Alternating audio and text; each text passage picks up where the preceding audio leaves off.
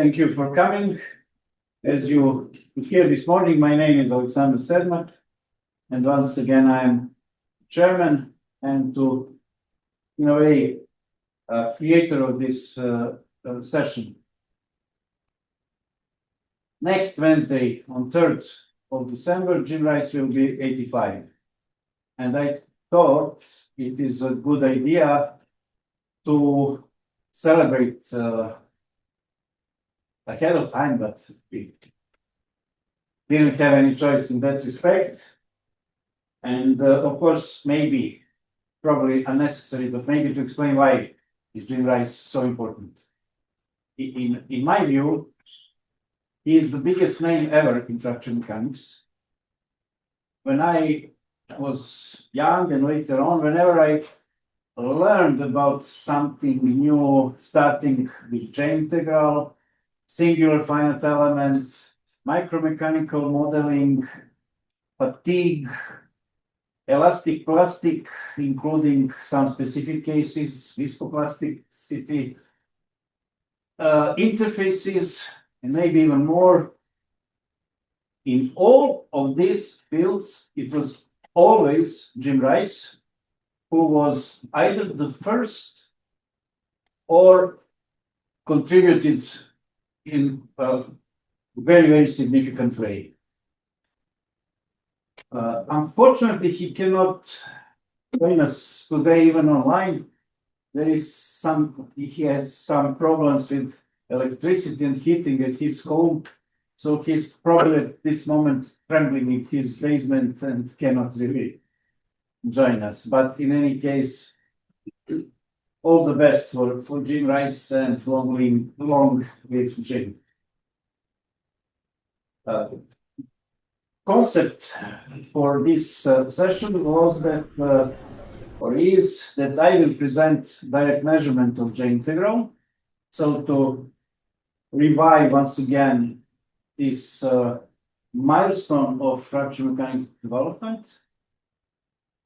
Then Julien Zheng will present micromechanical modeling, complete version model. And for this lecture, I have to offer additional explanation. Here by his side sits Marica. Please stand up, and daughter Sandra. Marica is the widow of Marko Rakin.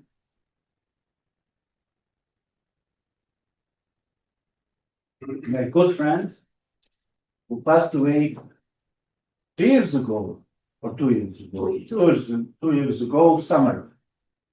And he was expert in micromechanical modeling. His doctoral thesis was in micromechanical modeling. And Julien Zheng dedicated his lecture to Marko Rakin. Thank you.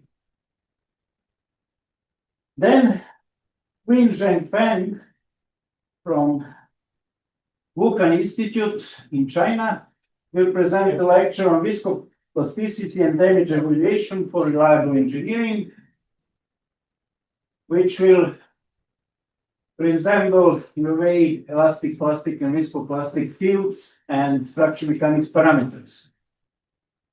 Finally, Ružica Nikolić, one of Jim Rice's doctoral candidates who completed her thesis with Jim. She will tell us online, she's in Slovakia, about Jim, some anecdotes and from private life, because they became friends later on. There was a plan also, and I invited Leslie Banks-Sills, but she also has some troubles with online and health, so she couldn't join us. She was supposed to talk about interfaces or singular elements. In each case, she is an expert. So, as the chairman of this session, let me now give the floor to the first presenter, and that's me.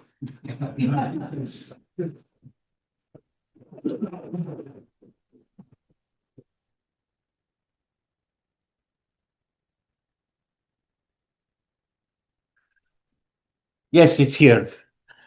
Direct measurement of J integral is one aspect of J integral which is not really well known. I will explain why it is, to me, so important and interesting, and it is a kind of mystery for me that it was not more used in last couple of decades, because this is actually a old story, nothing new. So first, to remind you about the J integral, from one of its aspects, which is common for fracture mechanics parameters. From one side, we treat them as a material property, and this is represented here by JR curve. You can see it here. From the and this is to be measured. And from the other point of view, we can interpret J integral as crack driving force. And these are crack driving forces for different levels of stress, of loading. And we calculate that. Could be measured, but it's tricky. Basically speaking, crack driving forces are calculated, and material property J curve are measured. Now, direct measurement of J integral is a kind of breaking this barrier, and maybe a different interpretation of this parameter on its own. It is the original paper that we have used from time to time here in Serbia and also in USA, while we had a large USA ex-Yugoslavia project back in 1982 to 1990. Cooperation with one of the key men in this project was Dave Reed, who is here mentioned. And just to remind you, J integral is line integral independent of the path. It's all about energy. It is strain energy. It is some stress tensors, some displacement involved.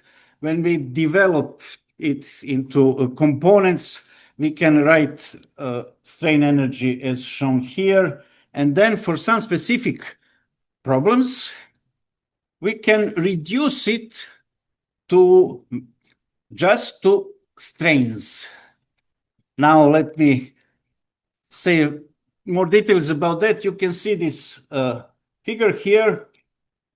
This is a simple tension of a panel specimen, let's call it. It's not exactly specimen, but sorry, it's plate or panel.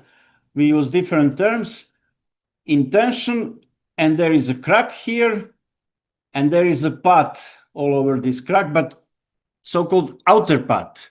Outer because you can see it goes from A on the outer surface, then it crosses the panel all the way back through outer surface, once again crossing the panel and going back here as the outer contour. One of the assumptions in this story is that behavior of material is elastic, ideally plastic, although corrections are possible if there is some kind of strengthening. So not to going into details, that's not the purpose of this presentation, but just briefly, you can see that we can now calculate strain energy, tensile forces along different segments, and then we also should somehow estimate this component, which is not as simple as the other ones, but that can be done if we can also, we have to actually measure crack mouth opening displacement. If we can do that, we can separate components along paths, and we can finally calculate and or measure J integral. That's now interesting feature of this story. This is how actually one of the measurements was done. There are all these strain gauges. This is quite old, more than 40 years. It was done in National Institute of Standards and Technology in Boulder. Dave Reed was doing it together with Blagoy Petrovsky, who was then visiting scientist there.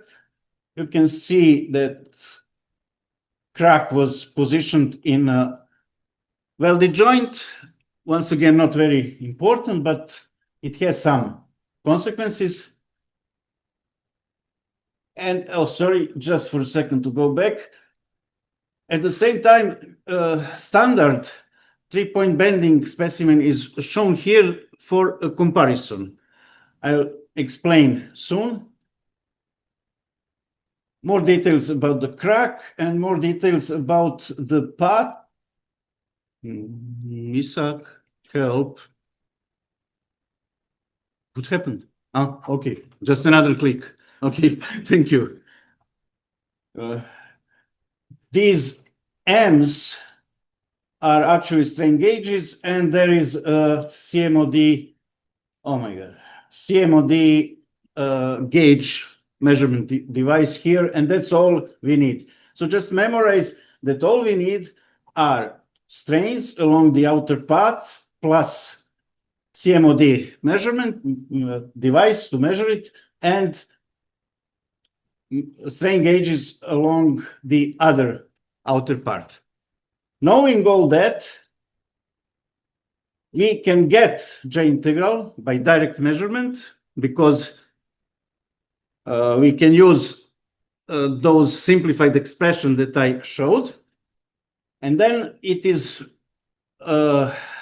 interesting to compare JR curves obtained in this way, and I'm showing them as they are measured by panel tension short or other crack. They are actually wrongly marked here. Oh, no, surface crack. No, doesn't matter really. Two different crack lengths and two different J curves positioned differently. And then just to compare it with 3-point bending, you can see that crack resistance is higher for panel, tensile panel specimens or tensile panels. This is obvious, reason is obvious. 3-point bending is more harsh loading than tension. But on the other hand side, we of course we like to have conservative approach. This is why we use 3-point bending. But from the other hand side, for example, for pressure vessels, we also like to have to know a real behavior of material or structure. That is the question. We will come to that.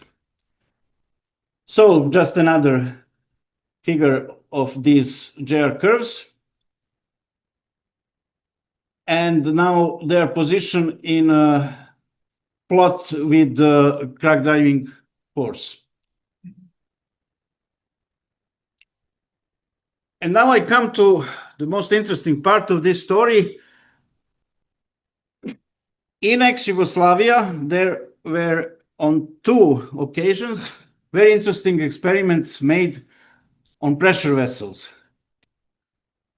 You can see here that there is a part of this pressure vessel which was cut out and then welded back. In the meantime, complete instrumentation for measuring of strains was installed. So that was kind of a unique experiment that enabled us to measure J integral on a pressure vessel.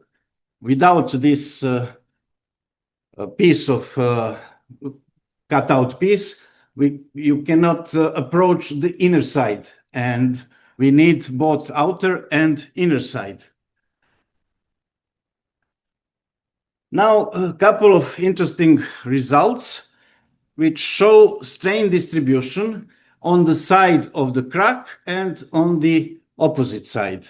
And you should notice a difference in these strain distributions, because that difference is actually, as I will show you soon in a simpler example, measure of J integral, simplified, even more simplified measure of J integral. So let me explain what I mean. Now, this is probably the simplest possible that one can get. Clamped plate, no rotation, no bending, just tension, and distribution of strains along the cracked side and along uncracked side. So for the cracked side, this one, it goes to 0 when there is a crack, no deformation. When distance from the crack is long enough, they are the same. In other words, difference between them, this shaded surface, is actually J integral in its simplest form. So, since this way of loading and this sketch is practically the same as in a cylindrical pressure vessel, theoretically speaking, we can measure J integral just by measuring and estimating this point here and approximating this shaded area. There are some obstacles, of course, and complications which can be solved. My main message is that there is an option to measure directly J integral on a structure. And in this sense, it is both material property and structure property. It is actually exactly what we need to estimate or evaluate critical state of a structure, pressure vessel in this case. Well, it is a bit complicated, of course, but you can't get better than that to precisely evaluate critical state of the pressure vessel. So let me conclude. Actually, I put all what I already said in these conclusions, but I want to emphasize this in red color. So whatever I said now, it is nothing else but the variation of the fundamental brilliant work of Jim Rice back in 1968, because he didn't just introduce J integral then, but he also correlated J integral at that in this paper with crack driving force and with material resistance, and also he made a correlation with crack tip opening displacement. People tend to forget how complete that paper actually was, and as I already said, that is the most important paper in fracture mechanics history in my view, and so is Jim Rice. Thank you.